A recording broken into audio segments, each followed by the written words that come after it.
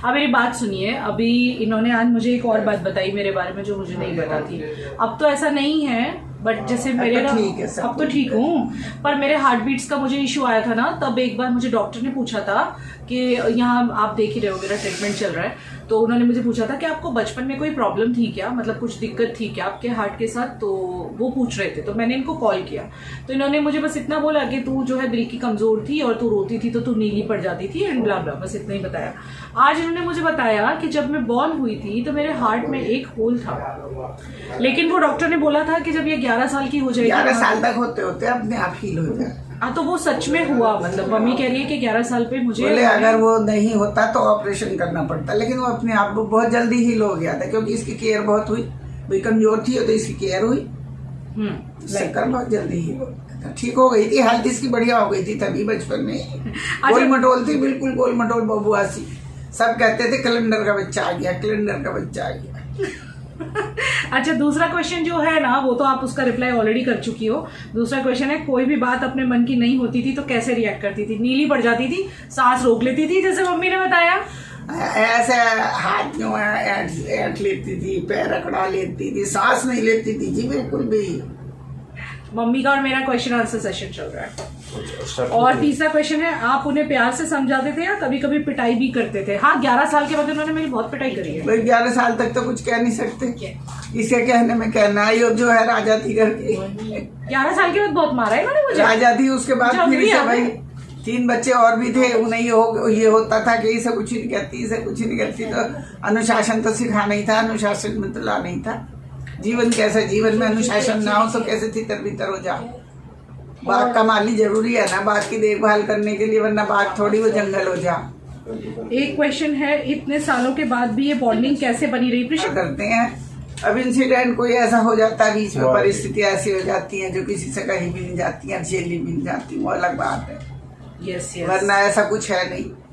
चलिए आगे बढ़ते हैं क्वेश्चन में। माँ बाप के लिए तो बच्चे अनमोल होते हैं, बच्चों में जब समझ आ जाती है ना कि माँ बाप अनमोल है, तो सब कुछ खत्म हो जाता है, बंधन फिर एक हो जाती है आत्मा। ये जो क्वेश्चंस थे ना, ये थे सावली विश्वा जी के। इसके बाद क्वेश्चंस हैं श्वेता चौहान।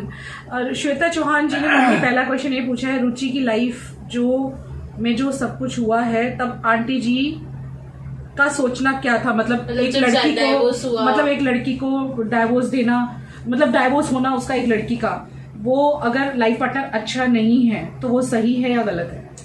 नहीं तो जरूरी है, पहले तो आदमी को अपने आप से प्यार करना चाहिए, उसके बाद दूसरे को देखना चाहिए। इसने तो बताया नहीं कुछ भी, अगर ये शुरू में बता देती तो हम तो उसे बता देते कि लड़की वाली क्या चीज होती है, लड़की क्या होती है, लड़की की इज्जत मान सम्मान क्या होता है। मैंने इन लोगों को बताया जब मेरी प्रिशा मतलब होने वाली थी ना, वहां तब मैंने जाके इनको बताया। नहीं समझ लो आप लास्ट शादी वो आने ही नहीं देता था, आने जाने ही नहीं देता था घर पर। कैसे लड़की मायके जाती है, साथ में गया 2 घंटे को, साथ भी सामने रहता था, बोलने नहीं। और कितना उस टाइम पे भी मिसबिहेवियर तो कर ही देता था, कुछ ना कुछ बहुत ज्यादा, कुछ की कुछ बोलना, कुछ करवा। हम इसलिए चुप रहते थे, हमने कहा हमारी वजह से इनमें कोई मनमुटाव ना हो।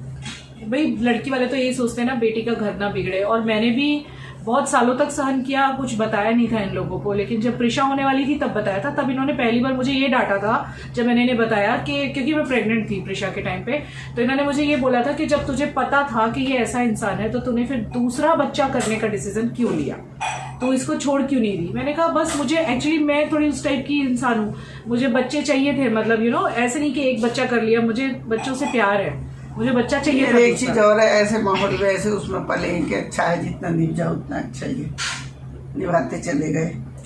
अच्छा जो है कि जब बिल्कुल सहन करना भारी हो गया तो फिर क्या करे। और ये है कि विवेक जी आपको कैसे लगते हैं एज अ, तो मैं ना पहले कभी नाराज थी ना कभी एज अ पर्सन, वो कैसे इंसान है? बहुत अच्छे हैं, बहुत आपकी उनके लिए क्या सोच है? मेरे लिए तो भाई वो बहुत अच्छे हैं। विवेक तुम्हारी तारीफ हो रही है, आगे सच्ची बोलेगा, सच्ची बोलना। बेटी देखकर बेटा मिल गया मुझे तो। इनकी ना आजकल मेरा तो बहुत आत्मा को शांति मिली, जितना उन्होंने मुझे प्यार दिया। अब मैं 3 महीने से यहाँ हूँ, मैं देख रही हूँ, तो मेरी तो आत्मा को शांति मिल गई। जब शादी हुई है तब भी विवेक के लिए सोच कुछ गलत नहीं थी, और ना आप गलत है, वो एक अच्छे इंसान है, ये तो मैं आपको हमेशा से कहती आ रही हूँ। अच्छे इंसान है। और जब तक तो हम मिले भी नहीं थे तब भी भाई से अपना अधिकार है अपने जीवन के लिए जो है निर्णय लेने का।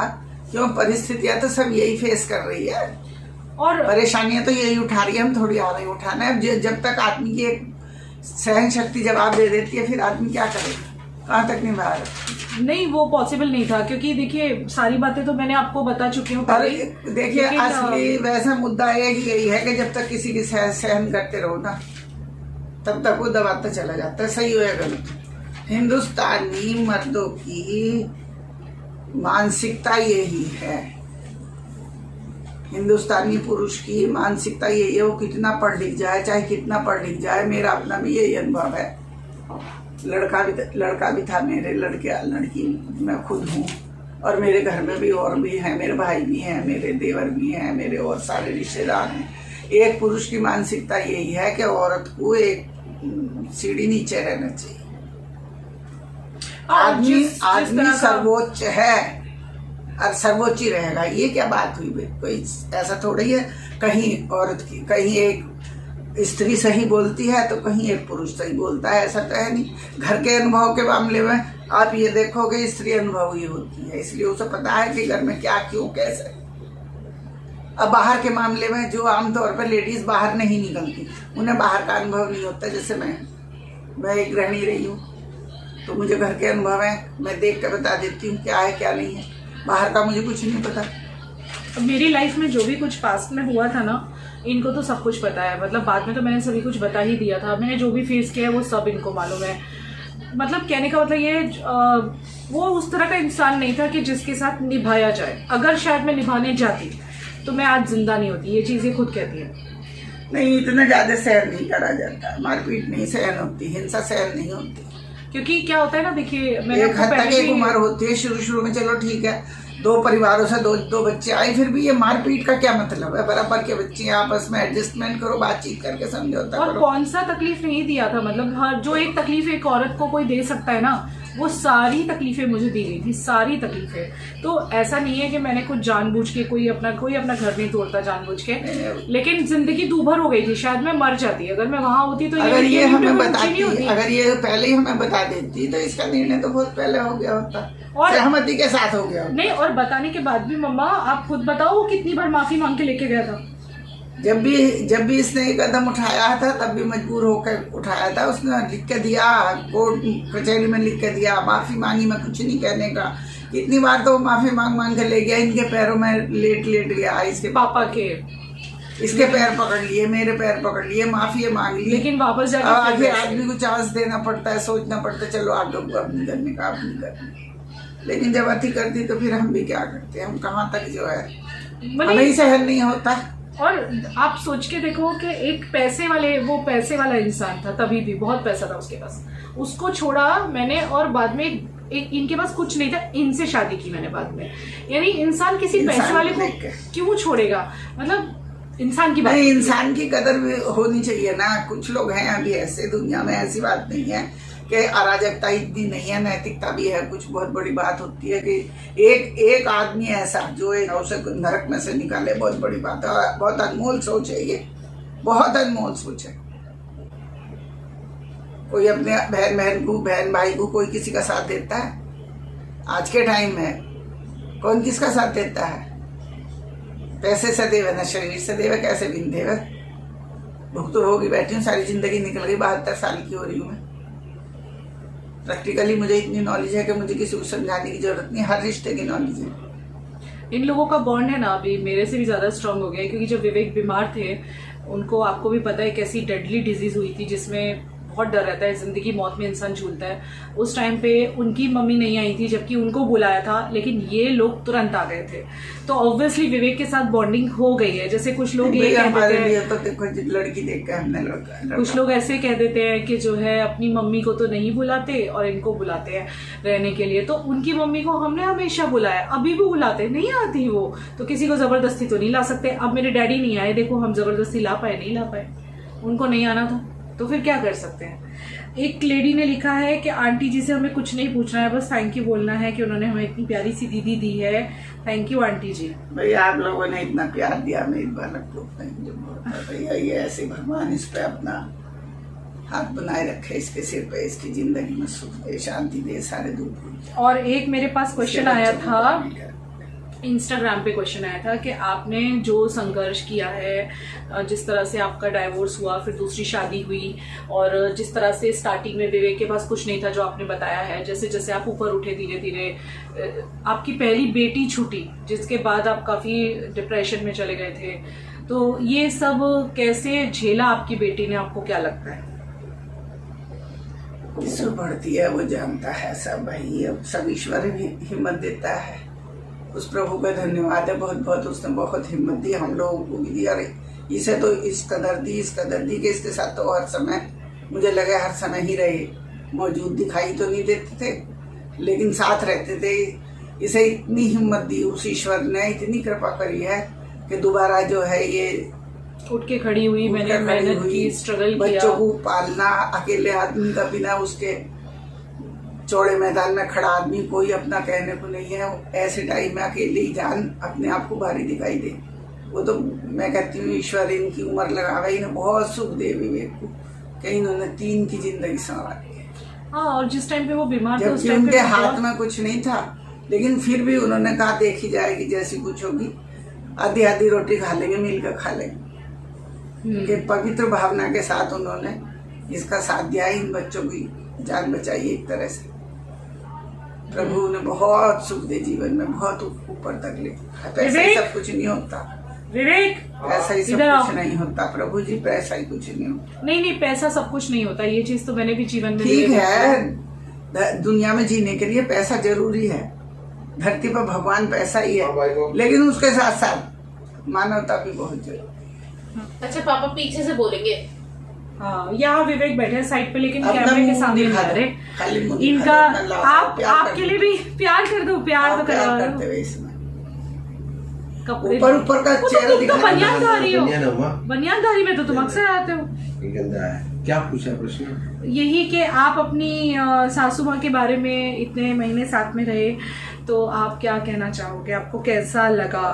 बहुत अच्छा लगा, क्योंकि मेरी खुद की माँ तो आती नहीं है, तो वो जब उसके रूप में ये मुझे माँ मिली है तो मुझे अच्छा लगा बहुत। और अभी वो जा रही तो अच्छा नहीं लग रहा है, क्योंकि कल से फिर उस बेडरूम में जाने का इच्छा भी नहीं होगी। जब हम लोग मैं उनको छोड़ के आऊँगा तब ऐसा ही फील होने वाला है। तो it was very good time I spend with her. और एक क्वेश्चन था आपके लिए कि जैसे कि वो लोग अभी अकेले रह रहे हैं, तो क्या आप फ्यूचर में उन्हें अपने पास रखना चाहोगे? मैं तो चाहूंगा कि इधर ही आके रहे, पर प्रॉब्लम ऐसा है कि भेजना ही नहीं चाहते, पापा नहीं चाहते, क्योंकि पापा थोड़े जिद्दी है, पापा को मेरा छोड़ना नहीं है। पापा सभी के पापा जिद्दी होते हैं। ऐसी है, ऐसी उम्र में आकर जितनी मम्मी प्रैक्टिकल है उतने पापा प्रैक्टिकल नहीं है। उनकी सोच ऐसी है, अपना घर अपना ही हो, अपने घर में रहो, कहीं जाके ठीक आराम नहीं मिलता।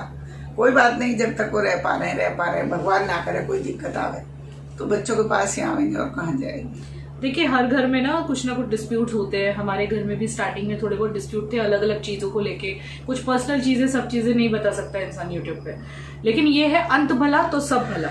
मतलब भाई परिवेश अलग अलग होते हैं सबके परिवारों के, मतलब एट लास्ट अगर सब लोग खुश हैं, एट लास्ट अगर सब लोग एक दूसरे के साथ एडजस्ट कर रहे हैं, अच्छे से रह रहे हैं, तो बस बात वहां पे फिनिश हो जाती है। लेकिन वो चीज वो मेरे घर की तरफ से हुई है, मतलब मेरे मायके की तरफ से, कि अगर चीजें पहले थोड़ी सी उलझी हुई थी तो वो बाद में सुलझी हैं, सब एक हो गए हैं। और लेकिन ये इनके साइड से नहीं हुआ, विवेक के साइड से वहाँ चीजें उलझती चली जा रही हैं। हम कितना भी ट्राई कर रहे हैं सुलझाने का, लेकिन वो चीज सुलझ नहीं रही है, वो उलझती ही चली जा रही है, क्योंकि एक्सेप्टेंस नहीं है। क्या होता है ना, जब हमारी शादी हुई थी तो मम्मी ने भी एक्सेप्ट नहीं किया था थोड़े टाइम तक, लेकिन फिर उन्होंने एक्सेप्ट कर लिया। फिर जब एक्सेप्ट किया तो उन्होंने 100% कर लिया। लाइक कितने साल जीवन में, लाइक कितना जीवन बचा है किसी का कुछ नहीं पता, लेकिन वहाँ चीजें उलझती चली जा रही है, उसमें हम लोग हेल्प नहीं कर पा रहे हैं। एक ये क्वेश्चन आया था मम्मी आपके लिए कि आपका जैसे अभी बेटा चला गया है, पहली बात तो ये बताओ वो कैसे चले गए थे? लोगों को तो मेरी बात पर अभी तक विश्वास ही नहीं हुआ है। विश्वास करने की क्या बात है इसमें भैया, क्या करा जाए, इसके उनके आपस में अंडरस्टैंडिंग नहीं बनी दोनों पति पत्नी की। पत्नी छोड़ के चली गई अब वो सहन नहीं कर पा रहा था। हमने तो कहा था उससे भैया लिया बहुत, उससे बहुत आखिरी टाइम तक भी मैं उसके 15 दिन पहले उसके पास से गई थी, उसे समझा के भैया जा तू ही लिया, चला जा, हम लिवा कर लाएंगे। हमने तो बहुत कोशिश करी इनका पैचअप हो जा, बच्चों का पैचअप हो जा। मतलब मेरे भाई और भाभी में थोड़े डिस्प्यूट्स चल रहे थे, जिस वजह से भैया टेंशन में रहते थे, और जो उनका टेंशन में उसका ब्रेन हेमरेज हुआ, hemorrhage हो उसी गया। टेंशन में वो बच्चों से, दोनों बच्चों से अलग मिल था। नहीं पाते थे दोनों बच्चों से। अब वो उनके क्या डिस्प्यूट क्या कह थे सकते वो हमें हैं। नहीं पता, वो अपने पति पत्नी के आपस के disputes आपस के थे, उन्होंने बताना भी उचित नहीं समझा। हम किसी को, हमारी एक सीमा थी, हम उस सीमा से बाहर एक लिमिट जाके के तो बाद तो वो नहीं पूछ सकती ना भाई। देखो कुछ भी है, वो सास है, तो वो एक लिमिट के बाद तो नहीं इंटरफेयर कर सकती ना। पति पत्नी को अपने मैटर खुद ही सॉल्व। अब बच्चे ये कहते रहे हम अपने आप कर लेंगे, हम अपने आप सॉल्व कर लेंगे। अब उस हमारे भाग्य में यही था भाई, ये भोगने थे हमारे कर्मों, पिछले जन्म में कुछ करके आए होंगे ऐसा कर। अब हमारी कोशिश तो हमें यही इस उम्र रहेगी। में ये दुख देखना था। कोई बात नहीं, आपका बेटा अब एक ही यहाँ बैठा है एक हाँ यहाँ, भाई, एक मेरे चंडीगढ़ तो में है, दामाद- एक मेरी बड़ी मेरे तो दीदी दामाद ही मेरे बेटे हैं। अब सब पहले भी हैं। बेटे थे, मैं तो कभी बेटे बेटी में फर्क ही नहीं करा। बिल्कुल ना बहू में, बहू के साथ भी मेरा बिल्कुल बेटियों वाला व्यवहार था। मैंने कभी बहू को बहू इनकी नहीं समझा, बहुत बेटी अच्छी समझा। बॉन्डिंग थी हाँ मेरी भाभी के साथ। जो मेरी भाभी है ना, प्रियंका भाभी, मेरे भैया की वाइफ, उनके साथ मम्मी की बहुत अच्छा बॉन्ड शेयर करते थे लोग आपस मैं में। कभी नहीं, मेरा कभी उससे कोई कभी बात झगड़ा नहीं, कुछ नहीं। और कभी मम्मी ऐसे ज्यादा रहने भी नहीं जाती थी कि भाई नहीं, किसी को सब कंफर्टेबल रहने हमारी चाहिए। वजह से दिक्कत नहीं होनी और चाहिए। हम नंदों ने भी कभी कुछ इंटरफेयर नहीं करा। मेरा तो कोई इंटरफेरेंस नहीं था, दूसरी बहनों ने भी नहीं, नहीं हम करा। बच्चे सब पढ़े लिखे बच्चे, समझदार बच्चे, सब अपनी अपनी लाइफ जी रहे थे, अपनी अलग अलग कमाने Yes. खाने। अब आप लोग हमें जो है कमेंट सेक्शन में बताना अगर कोई क्वेश्चन बाकी हो। बाकी वैसे ये बताइएगा कि इन्होंने क्या करना चाहिए। अब इन्होंने जो है शिफ्ट हो जाना चाहिए कि नहीं बच्चों के पास। वैसे ये तो चाहती हैं, मैं तो समझती पापा हूँ नहीं ये सुन बात। रहे हैं, पापा बिल्कुल नहीं सुन रहे हैं। मैं तो चाहती समझती हूँ ये बात को। ये कहते हैं जब तक ठीक चल रहा है, जब तक यहीं रहेंगे, हैं। उसके मतलब बाद जब तक हेल्दी है। अब मैं उन्हें बहुत समझाती हूँ, पता थोड़ी है अभी इस उम्र में आ गए हम, पता नहीं कब क्या हो जाए, फिर क्या भागेंगे एकदम। हाँ मतलब वही ना। अब ये लेकिन मानते नहीं है। My dad is 76 years now, और मम्मी आपकी एज क्या है? 72। 72। तो अभी इस एज में तो इन लोगों ने अकेले नहीं रहना चाहिए ना, बच्चों के साथ रहना चाहिए। चाहे मेरे साथ रह लें, चाहे चंडीगढ़ वाली दीदी के साथ रह भाई लें। उसका वहाँ फ्लैट पड़ा चंडीगढ़ वाले का, उसने कहा ठीक है पापा साथ में मत रहो, अलग रहना चाहो, अलग प्राइवेसी ना खत्म हो तो चलो अलग अलग रह आप लो। अपनी प्राइवेसी रखो, 2 बेडरूम सेटल, कोई किसी भी तरह की जो भी सहायता की आवश्यकता है हम पहुंच जाएंगे। चक्कर लगाते रहेंगे, फोन करते रहेंगे, लेकिन वो मानते ही ना, क्या करें। मानते नहीं है पापा। तो मेरे ख्याल से अब सबको ये क्लियर हो गया होगा उसकी कि सासू माँ ने भी बहुत समझाया, उसके सासू सर बेचारे बहुत अच्छे हैं। चंडीगढ़ वो वाली वहीं लड़के की वहीं डेथ हुई थी चंडीगढ़ वाली दीदी के उनके साथ ज्यादा रह रहा था, वो ज्यादा था, बहुत अच्छी बॉन्डिंग हो गई थी उसकी उन लोगों से भी। उन्होंने भी बहुत समझाया, हमारी समधन साहिबा ने भी मेरे पति देव को कि आप इसके बिंदिया के फ्लैट में रह लो, आप इसके बिंदिया के फ्लैट में रह लो, भाई साहब आप हम लोगों के टच में रहोगे तो आपको अकेलापन नहीं लगने का, और हम लोग बेफिक्र रहेंगे। बिंदिया चिंता करती रहती है बहुत, लेकिन मानते ही ना है, ना माफ शिफ्ट होने को माने, ना यहाँ शिफ्ट होने को माने। ये कब से पिछले साल भी कहती रही, उससे पहले भी कहती रही, ये भी कहते रहे कि भाई यहाँ की क्लाइमेट आपको अच्छी लग रही है, यहाँ तो पे आप ज्यादा यहाँ ठंड नहीं shift हो पड़ती जाओ। ना, तो ये लोग कंफर्टेबल। जैसे मम्मी अभी सर्दियों में यहाँ आई थी जनवरी में, तो ये जनवरी फरवरी बहुत रिलैक्स रही है। लेकिन मेरठ में इनको बहुत ठंड लगती है। वहाँ के तो बाद जनवरी में पीक ठंड होती है भाई, दिसंबर जनवरी फरवरी। नानी को कौन देगा वाटरमेलन? कल ये जा रही है तो इनके लिए जो है हम आज इनके लिए लेकिन बस वो तो अपना नहीं, मुझे तो मेरठ ही रहना, मुझे तो मेरठ ही रहना, कोई बात नहीं, जहाँ का पानी है भाग्य में ईश्वर देगा। जी। अब आप हमें कमेंट सेक्शन में बताइए कि जो है आपको मम्मी के विचार कैसे लगे। मम्मी से जो क्वेश्चन की रिप्लाई मम्मी ने ठीक ठाक की है ना। आपका कोई क्वेश्चन बाकी हो तो बताना। कोई बात खराब लगी हो तो अरे नहीं, कोई बात नहीं बेटा, कोशिश तो मेरी यही है कि मैं तुम लोगों की जिज्ञासा शांत कर सकूं। और अब जा रही हैं ये जो है अपने पति के पास कल जा रही है ये छोड़ के हमें। ये वहां पे इनका मन नहीं लगेगा और यहाँ हमारा मन नहीं लगेगा। हमारा घर हमें काटने के लिए आएगा। विवेक जा रहे हैं छोड़ने के लिए। विवेक 2 दिन में आ जाएंगे छोड़ के, और 2 दिन रहेंगे वहां अपने सास ससुर के लाडले बेटे बन के, क्योंकि वहां कोई बच्चा नहीं है इस वक्त, सिर्फ यही बच्चे होंगे बस वहां पे इस वक्त, है ना। सबसे छोटा दामाद है ना। तो चलिए इस वीडियो को एंड करते हैं और कल मिलते हैं। जब ये जाएंगी तो फिर हम स्टेशन वगैरह छोड़ने जाएंगे। अभी और भी थोड़ा सा काम बाकी है, कुछ सामान पैक करना है तो वो सब कर लेते हैं हम लोग। ओके चलिए, गुड नाइट। Good night.